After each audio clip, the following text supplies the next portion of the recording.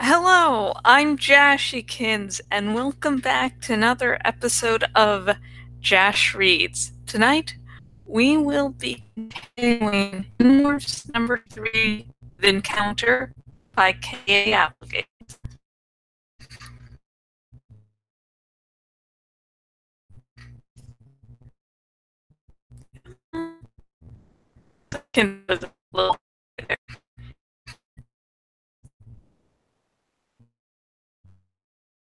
I hear sirens, I said urgently. I hear them too, Rachel snapped. I have ears the size of quilts. You think I can't hear them? I'm morphing as fast as I can. I just hope it's real cops, not controllers. We had reached a patch of woods behind Dealing Dan's car dealership. It was really just a few scruffy trees between the car place and a convenience store. I watched from a low branch. God damn it. I watched from a low tree branch as Rachel morphed back to human again. If you've never seen someone morph, you have no idea just how incredibly weird it is. When she began, she was a full-grown African elephant, 10 feet tall, almost twice that from head to tail. She weighed at least 6,000 pounds. I say at least because we've never exactly tried to stick her on the bathroom scale. She had two curved tusks, each about as long as a child, and a trunk that dragged the ground when she walked and could pick up a big, slashing, yelling, dangerously angry Hork-Bajir warrior and throw him 20 feet. I'd seen her do it. Tobias, you could at least have waited till he was done broadcasting that commercial. Thousands of people saw that on TV. Thousands. Most people figure it was some kind of a stunt or a trick. I said, most people, maybe, but not controllers. Any controllers who happen to be watching will guess right away that we were not just animals. Controllers. There's a word you need to know. A controller is anyone with a yerk in his head. Yerks are alien parasites. They are evil little slugs who live in the bodies of other species and enslave them. All the Hork-Bajir are controllers. So are the taxons. So are more and more human controllers. As I watched, Rachel began to shrink. The ropey tail was sucked up like a piece of spaghetti. Her trunk grew smaller. Blonde hair began to sprout from her massive gray forehead. Her eyes wandered across her face toward the middle. The vast leathery ears became pink and small and perfectly formed. The others are going to ream us out big time, aren't they? I said. Oh, yes. I think we can count on that. It was my idea. I'll take the blame. Oh, shut up, Tobias. Stop being all noble. Besides, it was amazing fun stopping those cars. She was small enough now that she could stand on her hind legs. As she did, her front legs grew smooth and human. Her back legs lost their clunkiness and became her own long, coltish legs. Her morphing clothes, a skin-tight black leotard, emerged. The tusks swooped back into her mouth and divided into sparkling teeth. She was a very pretty girl, beautiful even, except that she still had a 2-foot-long gray nose. At last the trunk became... God damn it. At last the trunk seemed to roll up and become a regular nose. She was a girl again, barefoot, because no one had figured out how to morph shoes. Her mouth was back to normal. She spoke in her normal voice. No longer in my head. Thought speech is only for morphs. Okay, I'm back. Let's bail. The siren sounds were coming even closer. Head for the convenience store. I'll go up and look around. I hope they have some flip-flops for sale in there, Rachel grumbled. The shoe situation is a pain. The elephant was gone. The girl had emerged. See? I told you it would be hard to believe. It began at a deserted construction site, when we found the crashed spaceship of an Andalite prince.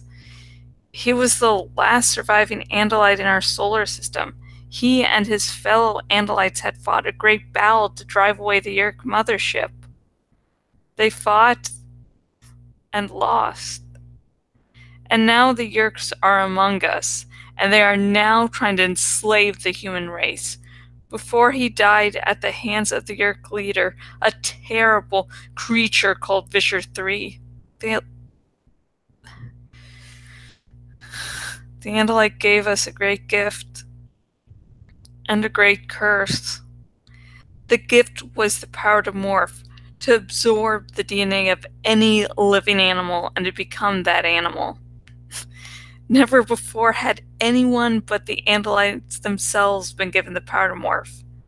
It meant a life of secrets, of terrible danger. The Yerks think we are a small band of escaped Andalites. They know that morphs had attacked the Yerk pool. They know that morphs had even infiltrated the home of one of their most important controllers, Chapman. But they don't know that we are just 5 normal human kids who'd been walking home from the mall one night. Visher III wants us caught or dead. Visher III usually gets what he wants. But I was glad to fight the Yerks. Maybe I just had less to lose than the others. Or maybe something about the lonely, defeated yet courageous Andalite prince touched me so deeply that I could never regret fighting to settle the score. But there has been a price to pay. You see, there is a limit on the power to morph.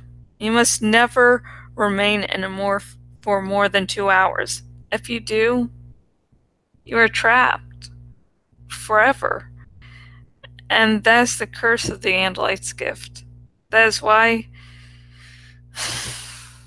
when Rachel returned to her human body, I didn't. It would take Rachel a while to get home on the bus. I traveled a little faster, so I had time to waste. The sun was setting, and in my mind I could still picture the freed hawk heading into the sun. I hoped she had found a nice patch of forest to spend the night.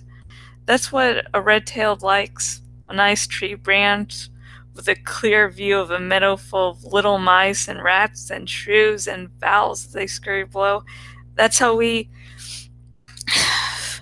they hunt. I headed toward the tall buildings of downtown. I caught a beautiful thermal that billowed up the face of some skyscrapers. A thermal is like a big bubble of warm air. It rises beneath your wings and makes it effortless to just go soaring up and up. I caught the thermal and went shooting up the side of the skyscraper like I was riding an elevator. A lot of the offices were empty, since it was Saturday, but around the 60th floor, I saw an old man looking out the window. Maybe it was some big, important businessman. I don't know. But when he saw me, he smiled. He watched me soar up and away, and I knew he was jealous. I was half a mile up when I finally turned away from the sun and headed toward Rachel's house. The sun was going down. The moon just peeked over the rim of the world. Then I felt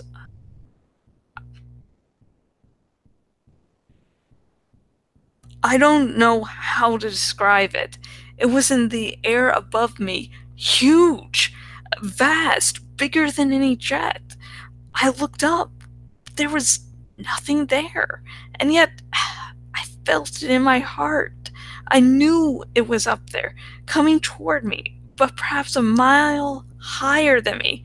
I focused all the power of my hawk's eyes on the sky. A ripple! That's what it was. A ripple. Like the ripple you make throwing a stone into a calm pond. The faint twilight stars flickered as it passed by. The sun's light bent, and for just a split second I was sure I could see something. No, no. It was gone. If it had ever really been there. I tried to follow the hole in the sky, but it's moving too fast. I tried to see which way it was going and where it had come from. It seemed to be moving away from the mountain and picking up speed. But I lost it over the suburbs as it accelerated away. I flew on to Rachel's house. I watched as she got off the bus far below me. The others, Jake, Marco, and Cassie, were all up in her room, waiting for us. I was not surprised. "Hey, Rachel," I said, floating above her. She could only wave up at me. You can hear thought speak when you're human, but you can't make thought speech. I predict Marco's first words will be, "Are you insane?" I told Rachel. She gave me a little wink. Rachel went in through the front door. I flew in an open window. There we were, all together, the five of us, the Animorphs. The other three of us must have seen the commercial and were not at all happy. Marco started the conversation. "Are you insane?" he said. Okay, for some reason, like, I promise you, I practiced beforehand, and those of you who've seen more than this one episode know I can actually fucking read. So I don't know what it was tonight. It was like maybe five or maybe even 20 mistakes, and it's like the first time I made a mistake, I'm like, oh, okay, then it's like boom, boom, boom, boom, boom, boom. God damn. But back to the chapter itself. This chapter really serves as a recap chapter, where you learn about Yerkes, Fisher 3, Alfangor, the power to morph, the 2-hour limit. So it had some bookend parts, but mainly this was a recap chapter. It did have some plot significant parts, including Marco going, "Are you insane?" Like, Tobias should have fucking bet some money there. So yeah. What do you think of this chapter? Please comment below. Just be aware, major spoilers are no-no, minor spoilers are okay. And the spoilers are what isn't considered a spoiler is how far we've gotten in the series so far. That means book 1, 2, and now chapter 2 of book 3. So, you know, like, I have a link to my Tumblr Ask box. So if you want to ask or discuss things concerning major spoilers, go do that there. Well, my Xbox needs some loving. And if my really fucking terrible reading of this chapter, I think the worst reading I've done of fucking chapter just of how many fucking mistakes I managed. And especially since I'm doing live, since I need a new computer. And so I can't do multiple takes. This is probably the worst chapter.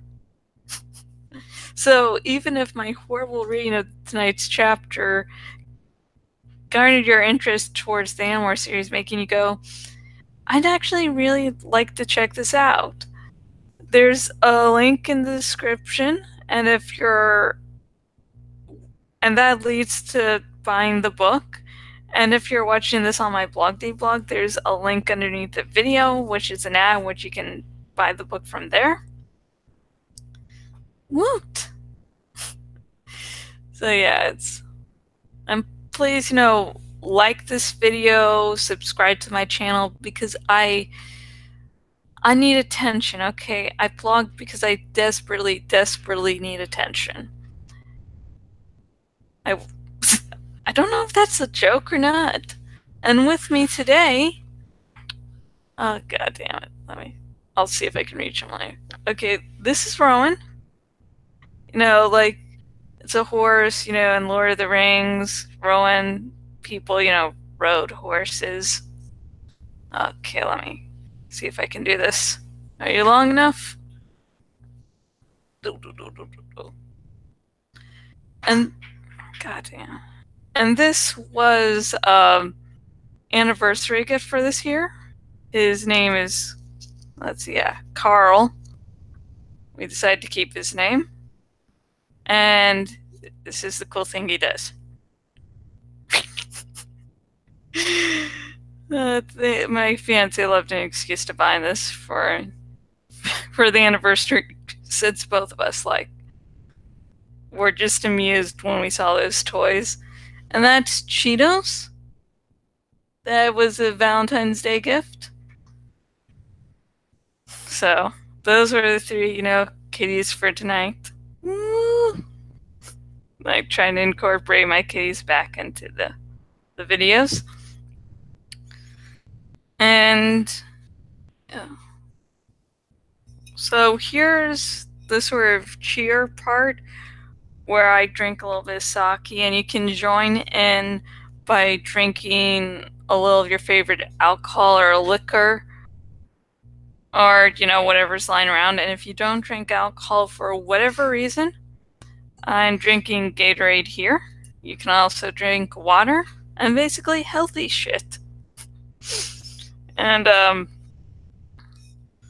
first thing I'm going to do is hoping for my gallbladder issues to actually get resolved. I got my hair cut today, and I mentioned the gallbladder thing to the person who cuts my hair, and he's like, "Oh yeah, my daughter had gallbladder issues and had to have the gallbladder removed," and that's creepy. For one, I don't like living without an organ. It's just really fucking creepy concept to me. And two, since the gallbladder helped, your body, digest or whatever with fat, I will have to probably eat more healthy.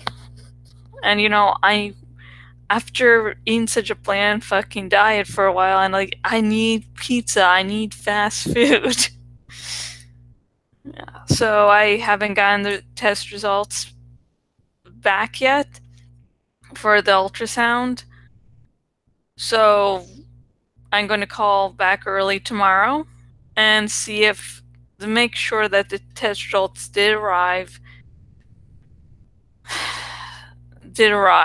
So want to make sure that they did arrive so they can examine it and they can tell me what to do next. And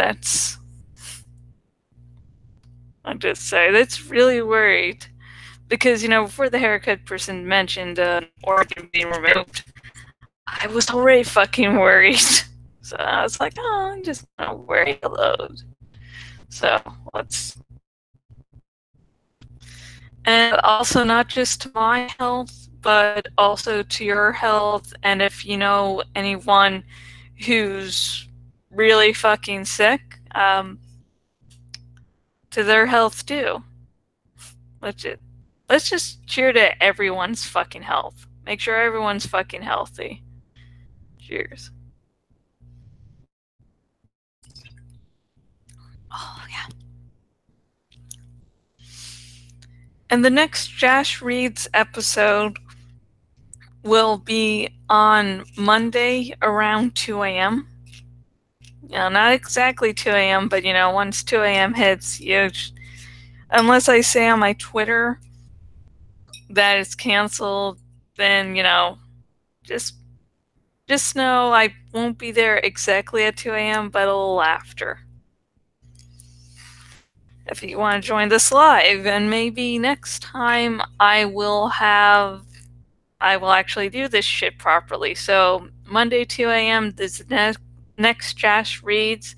I will continue reading Animorphs number 3, The Encounter by Kay Applegate. If I do decide to cancel, your accent's popping up. If I do decide to cancel for one reason or another, you can check my Twitter at Jashykins, and I will alert if there's any cancellation. Because, something might just happen and I might have to go like, I just can't do it tonight. So I hope you all have a great night, day, evening, twilight, whatever. And until next video, goodbye.